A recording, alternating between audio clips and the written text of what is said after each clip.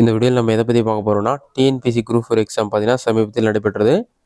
இதற்கான cut off mark என்ன என்பதை பற்றி தான் இந்த வீடியோவில் நம்ம டீட்டெயிலாக பார்க்க போகிறோம். இது வெறும் எக்ஸ்பெக்டட் கட் ஆஃப் மார்க் தான். நீங்கள் இந்த அளவு கொஷின் கரெக்டாக ஆன்சர் பண்ணியிருந்தாலே கண்டிப்பாக உங்களுக்கு வேலை கிடைக்கும். அது என்னென்னு சொல்லி பார்க்கலாம். TNPSC group 4 expected cut off என்னென்னு பார்த்தீங்கன்னா கேட்டகரி வைஸாக கொடுத்துருக்கும். ஃபஸ்ட்டு ஜென்ரல் கேட்டகரியில் வந்து நீங்கள் விஏஓ ஜே போஸ்ட்டுக்கு அப்ளை பண்ணியிருந்தீங்கன்னா 155 கொஷின் கரெக்டாக ஆன்சர் பண்ணிக்கணும். பிஎஸ்டி எலிஜிபிளாக இருந்தால் 150. இதுவே டைப்பிஸ்ட்டாக இருந்தால் 5லேருந்து 10 மார்க் உங்களுக்கு குறையும்.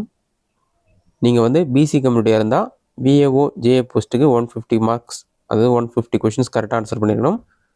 பிஎஸ்டிஎம்க்கு எலிஜிபிளாக இருந்தால் 145, டைப்பிஸ்ட்டாக இருந்தால் 5லேருந்து 10 மார்க் ரெடியூஸ் பண்ணிக்கலாம். பிசிஎம் கம்யூனிட்டியாக இருந்தால் 145, பிஎஸ்டிஎம் எலிஜிபிளாக இருந்தால் 5 மார்க் ரெடியூஸ் பண்ணி 140. இதே டைப்பிஸ்ட் கேட்டகரி நீங்கள் அப்ளை பண்ணுறீங்கன்னா -5 to 10 மார்க் இருக்கும். நெக்ஸ்ட்டு நீங்கள் எம்பிசி கம்யூனிட்டியாக இருந்தீங்கன்னா விஏஓ ஜேஏ போஸ்ட்டுக்கு அப்ளை பண்ண போகிறீங்கன்னா நீங்கள் வந்து 150 கொஷின் கரெக்டாக ஆன்சர் பண்ணிக்கணும்.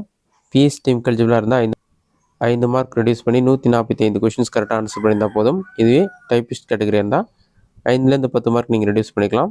நெக்ஸ்ட்டு எஸ்சி கம்யூனிட்டியாக இருந்தால் விஏஓ ஜேஏ போஸ்ட்டுக்கான கட் ஆஃப் பார்த்தீங்கன்னா 145 கொஷினுக்கு நீங்கள் ஆன்சர் பண்ணிக்கணும். பிஎஸ்டிஎம் எலிஜிபிளாக இருந்தால் 5 மார்க் ரெடியூஸ் பண்ணி 140. டைப்பிஸ்ட் கேட்டகரியில் இருந்தீங்கன்னா 5லேருந்து 10 கொஷின் வந்து ரெடியூஸ் பண்ணிக்கலாம்.